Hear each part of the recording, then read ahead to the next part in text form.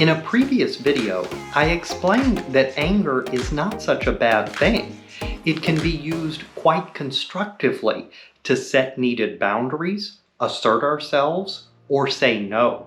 It's actually getting scared of anger and either suppressing it or impulsively acting on it that leads to problems. So now I'm going to give you 3 steps to feel rather than fear your anger and process it in a healthy, constructive way. So step 1 is to feel your anger. So to feel your anger, you need to know what anger feels like, right? Pure anger is calming. You feel grounded, but energetic, strong, powerful. Anger is not tense, it's not uncomfortable, and you are not out of control.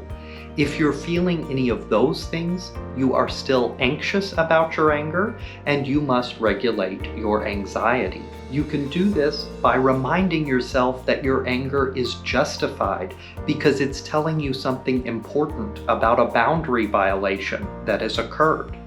If you need to, you can take a breath, sit up straight, and even make fists to get into that strong, grounded anger experience.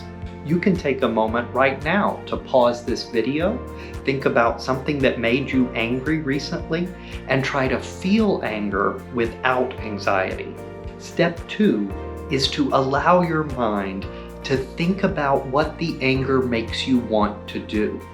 It is often the case that anger initially makes you want to lash out, to yell or scream at somebody, to punch or kick them. There is a major difference between thinking about violence and acting on it.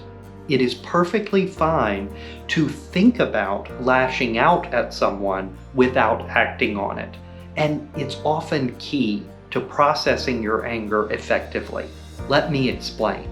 In a sense, you get the anger out in your mind rather than acting on it destructively. Once you have imagined lashing out, you will feel calmer, satisfied, and you may even feel concern for the other person. If you imagined actually punching the little old lady who cut you off in traffic, you'd probably then want to go apologize and help her. See what I mean? By imagining the anger acting, you can get through it to the other side, and no one gets hurt. Step 3, once you have processed all your feelings, then and only then do you think about what do you want to do in reality. Once again, your menu of constructive action is to say no, set a boundary, assert yourself, or disagree. You want to change the situation for your benefit. You may also decide, once you've processed your anger, to do nothing. In any case, you want the action you take in reality to be something you feel good about, rather than regret. One more note. What if you have processed your anger effectively, acted on it constructively, and yet you're still angry? Often, if we have been suppressing or discharging our anger our whole lives, then we're sitting on a whole reservoir, a volcano of anger, rage, and resentment from our past. Then, when someone cuts us off in traffic, it's tapping into the whole reservoir.